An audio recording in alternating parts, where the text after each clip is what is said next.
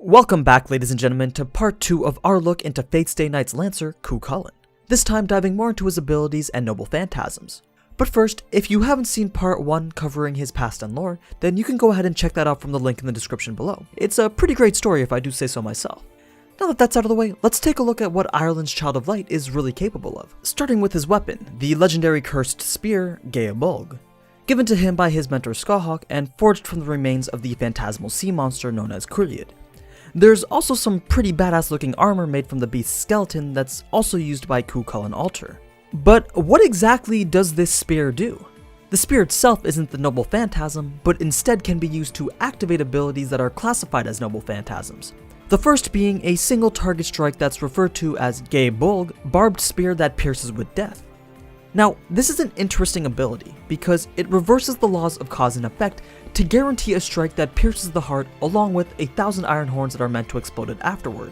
What I mean by that though is the nature of causality is flipped on its head to make the thrust of the spear the effect that comes from the piercing of the heart.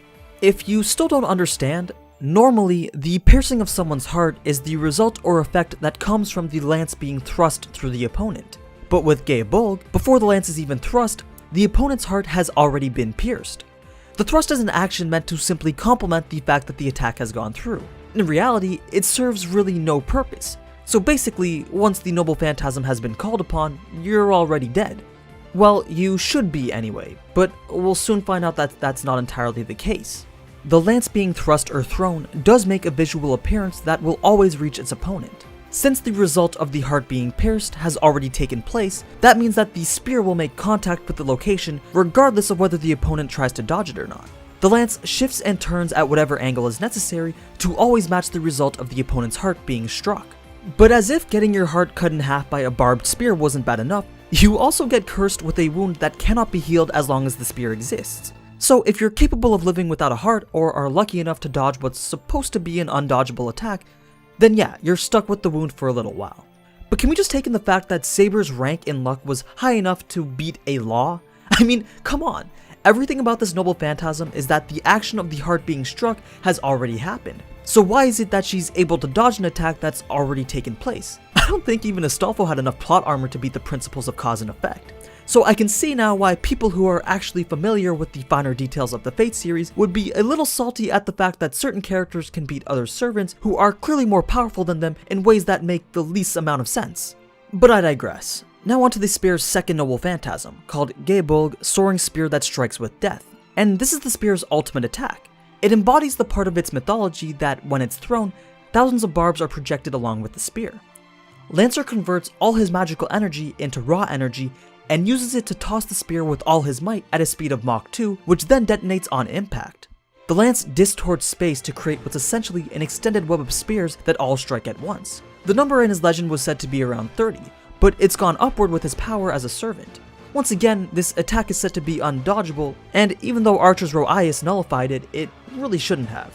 Then there's also 2 more noble phantasms associated with the weapon, but they're used by Cu Chulainn Altar and Proto-Lancer, so it's not entirely relevant here.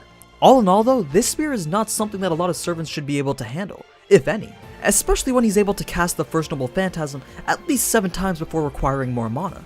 It just seems to me that our Lancer over here has a bad case of having to deal with overpowered protagonists. I'm sure if there was an unlucky skill, Lancers would be maxed out. Moving on, Lancer also has the ability to use 18 Norse runes that were gained after studying magecraft with Skahawk. They're very situational, and we don't see them often in the anime, but they are showcased every now and then. For example, he uses a rune to set the room on fire where he dies. He also uses runes to make his armor more powerful. And if he's able to carve out all 18 runes on the ground, a barrier will be erected that can block the attack of a fairly powerful noble phantasm.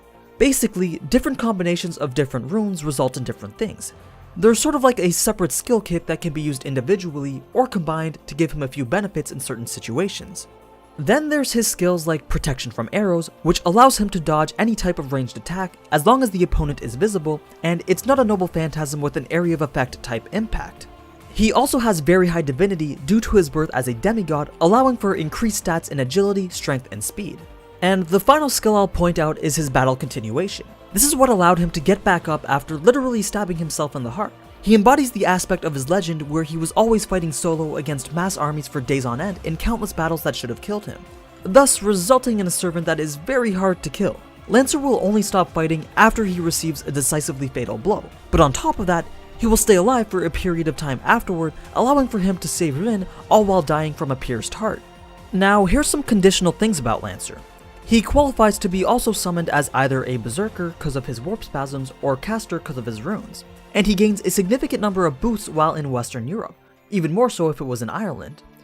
Being in Ireland grants him access to his Castle Noble Phantasm, which I would imagine to be a fortress not quite on the scale of the Hanging Gardens of Babylon, but probably something similar.